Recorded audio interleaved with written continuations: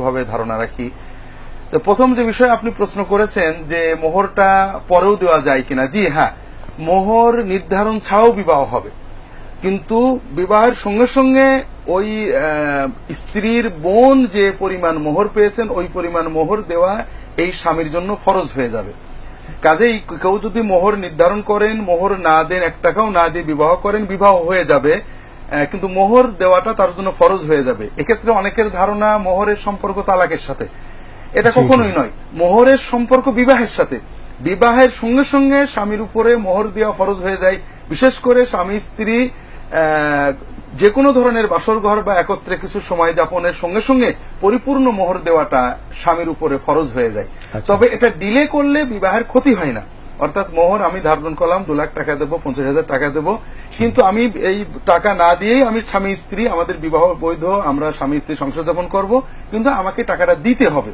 দেরি করার কারণে বিবাহ অবৈধ হয় না। তবে রাসূলুল্লাহ সাল্লাল্লাহু আলাইহি ওয়াসাল্লাম বলেছেন, যদি কেউ বিবাহে এই নিয়তে বিয়ে করে যে মোহর আমি দেব না, যেমন আমরা অনেকেই বলি রাত্রে বাসর করে মোহর মাপ চেয়ে নিও অথবা মোহর দেব না, তাহলে কিয়ামতের দিন আল্লাহ তাআলা তাকে প্রতারক হিসেবে কিয়ামতে তুলবেন আর কি। এই জন্য মোহর দেব না, আমি ধরলাম, এটা না ধরলে মান সম্মান চলে যাবে, বা একটা মেয়ের পক্ষ থেকে একটা চাপিয়ে দেওয়া হলো, ছেলের পক্ষ থেকে চাপিয়ে দেওয়া হলো বা কমানো হলো, এরকম নয়। এক্ষেত্রে মোহর ধার্য করতে হবে দেওয়ার জন্যই। তবে দেওয়া দেরি হলে, পরে দিলে, 2 বছর 5 বছর পরে দিলেও মোহর বিবাহ বৈধ, সম্পর্ক বৈধ, কিন্তু ঋণটা থেকে যাবে। আর বিবাহ মোহর ধার্য করার ক্ষেত্রে বুঝতে হবে যে এটা কম বা বেশিটা বড় নয়, স্বামীর সাধ্য একটু বেশি, কষ্ট করে পারে, একটু কষ্ট করে, হ্যাঁ।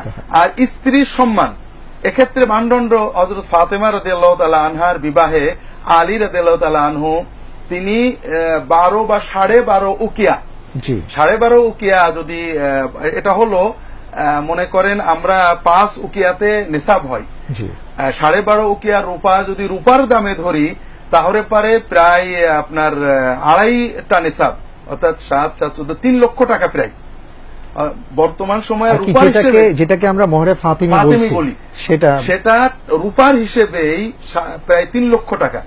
আর সোনার হিসাব ধরলে প্রায় 15 লক্ষ টাকা। কিন্তু আমরা তো দেখছি যে মোহরে ফাতিমির হিসাব ধরে খুব স্বল্প সংখ্যক টাকার কথা বলা, এটা প্রতারণা। মোহরে ফাতিমি 12.5 উকিয়া রূপা, আর 5 উকিয়াতে হয় 1 টান যাকাতের নিসাব, এবং যাকাতের নিসাব বর্তমানে 52.5 তোলা। এই 52.5 তোলা, 52.5 তোলা এবং আরো অর্ধেক যোগ করলেই মোহরে ফাতিমি, এটা রূপা। জি, অনেক ধন্যবাদ। আমরা বুঝতে পেরেছি মোহতারাম আপনার কাছ থেকে, এবং একটি বিষয় চলে এসছে যে মোহরে ফাতিমি নির্ধারণ করতে হলে আমাদের কিভাবে নির্ধারণ করতে হবে, আপনি কথাগুলো বললেন। আল্লাহ তাআলা আমাদের সবাইকে সুন্নাহ মোতাবেক এই কাজগুলো সম্পাদন করার তৌফিক